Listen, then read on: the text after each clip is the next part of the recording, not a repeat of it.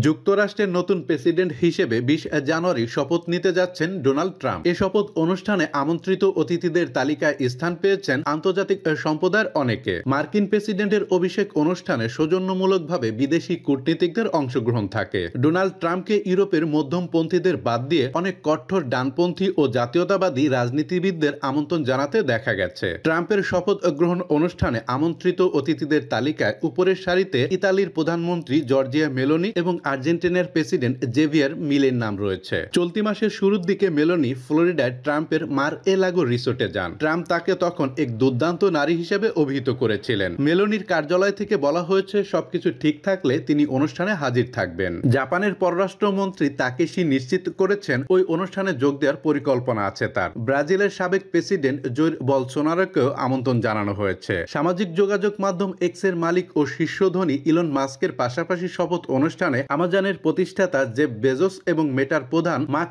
জাকারবার্গের মতো প্রযুক্তি খাতের স্বনামধন্য ব্যক্তিরাও ট্রাম্পের শপথ গ্রহণ অনুষ্ঠানে উপস্থিত থাকবেন। রুশ প্রেসিডেন্ট ভ্লাদিমির পুতিনের প্রশংসাকারী হাঙ্গেরির প্রেসিডেন্ট ভিক্টর অরবানও আমন্ত্রণ পেয়েছেন। চীনের প্রেসিডেন্ট শি জিনপিংকে গত মাসেই শপথ অনুষ্ঠানে আমন্ত্রণ জানিয়েছেন ট্রাম্প। তবে বাস্তবতা হলো যুক্তরাষ্ট্রের প্রেসিডেন্টের অভিষেক অনুষ্ঠানে কোনো চীনা রাষ্ট্রপ্রধানের উপস্থিত হওয়ার নজির নেই। শি জিনপিং চাইলেও তার উপস্থিত থাকার সম্ভাবনা নেই বললেই চলে, কারণ চীনের নেতাদের বিদেশ ভ্রমণ পরিকল্পনা চূড়ান্ত করতে কয়েক মাস লেগে যায়। ভারতের পররাষ্ট্রমন্ত্রী এস জয়শঙ্কর বলেছেন তিনি অনুষ্ঠানে উপস্থিত থাকবেন। তবে শপথ অনুষ্ঠানে চীনের প্রেসিডেন্ট শি জিনপিং আমন্ত্রণ পেলেও ট্রাম্পকে বন্ধু সম্বোধনকারী ভারতের প্রধানমন্ত্রী নরেন্দ্র মোদী অনুষ্ঠানে আমন্ত্রণ পাননি। শুক্রবার ভারতের পররাষ্ট্র মন্ত্রণালয়ের সাপ্তাহিক ব্রিফিংয়ে বিষয়টি নিয়ে প্রশ্ন করা হলে মুখপাত্র রণধীর জয়সওয়াল বিষয়টি এড়িয়ে যান।